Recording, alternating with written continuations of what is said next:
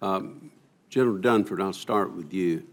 When Admiral Harris, who's commander of the Pacific Command, recently testified to the Senate, he said that getting to the president's stated goal of at least 350 ships would enable him to meet what he called his steady state requirements in the Pacific theater.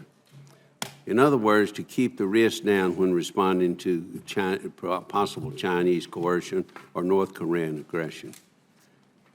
He also said that we need to grow the size of the Navy fleet and we need to make our ships more lethal. Do you agree with Admiral Harris? Senator, I've participated, including my previous assignment as a Commandant of the Marine Corps, in studies to assess the numbers of ships that are required for security.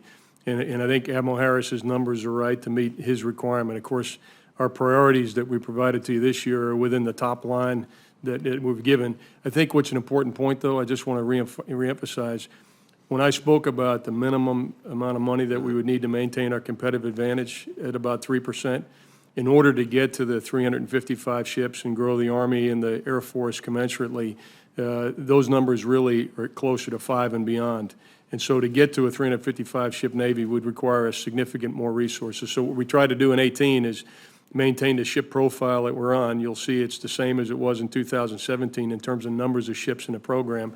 And while we would want to grow, we simply haven't had the top line that allows us to do that. And in growing that fleet, is the LCS very important to that mission? The LCS is very important, particularly as the Navy looks for ways to increase the lethality of the LCS and really have that perform a mission more like a frigate than it had been envisioned. Along those lines, the industrial base of the Navy and the Army is critical, I believe. Would you be in a position to assess the existing opportunities in the Navy's Seahawk helicopter manufacturing base that provides our ships with the warfighting equipment that make the U.S. fleet effective? I think that's important. And also, Secretary Mattis, the U.S. Army has unfunded requirements dealing with the Striker, you know, the upgrades and so forth. Mr. Secretary, would you work with this committee to try to protect that industrial base, also produce the best equipment too? I would, Senator. Yes, sir, absolutely. I've reviewed the Army's unfunded priority list, Senator, and I think the priorities we have in the base budget are right. If we got more money, I think they have laid out a pretty good program. Sure. To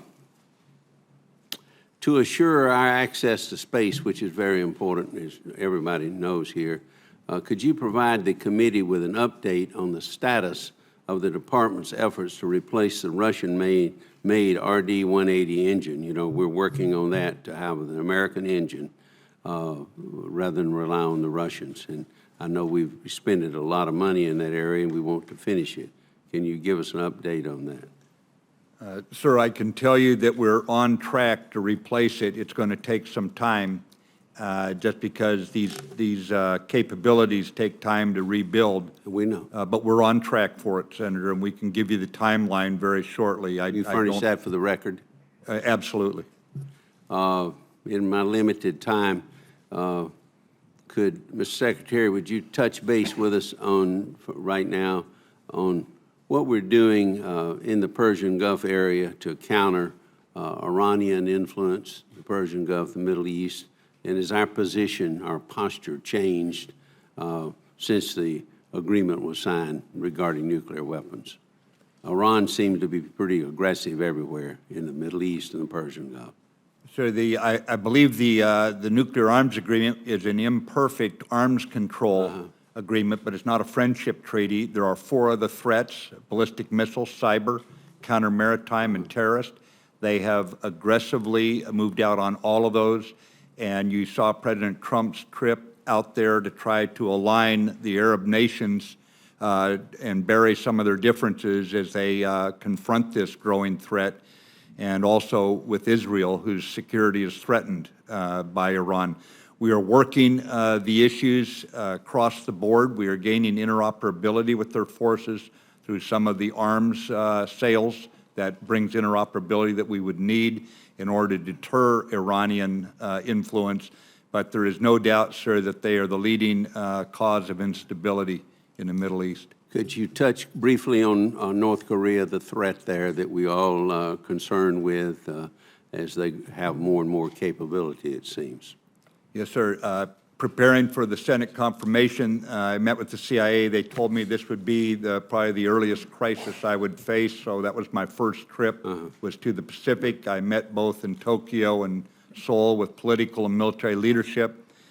We have, as you know, moved some ballistic missile protection, THAAD, into South Korea in a combined forces decision, political decision by the South Koreans. That is being reviewed by their new administration. But more importantly, the president invited the president of China to Mar-a-Lago, where we had extensive talks. There were only 2 subjects. This was half of those subjects. And right now, I think we are seeing assistance from China in dealing with this growing issue. The military options are uniformly very, very tough. They're very serious. And the effort right now, led by Secretary of State Tillerson, under the President's direction, is to find a diplomatic solution if there is anything along those lines possible. And it's full effort on this by all the interagency working with Secretary Tillerson. Thank you.